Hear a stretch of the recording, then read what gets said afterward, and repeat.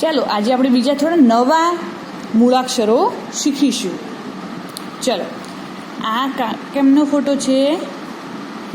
ઋષિ છે આ, અને આ ઋષિ એટલે આ રૂ, ઋષિનો રૂ, આ રૂ કહેવાય. રૂ જો ત્રણા જેવો લાગે પણ થોડો અલગ છે. રૂ શું કહેવાય આને? રૂ.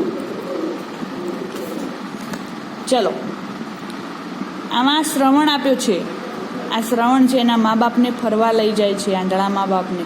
તો આ શ્રવણ એ નામ છે એનું. તો શ્રવણ ઉપરથી આ શ્ર, આને શું કહેવાય? શ્ર. જો બરાબર જુઓ, શ્ર. શું કહેવાય આને? શ્ર.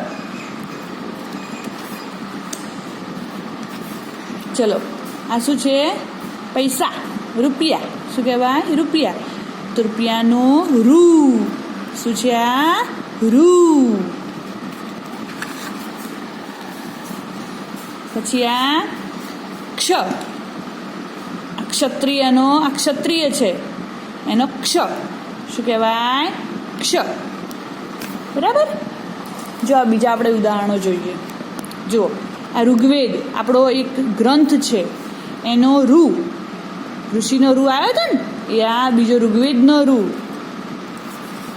પછી આ વળી પાછો ક્ષ આવ્યો. આ રાક્ષસ શું છે? રાક્ષસ, રાક્ષસનો ક્ષ.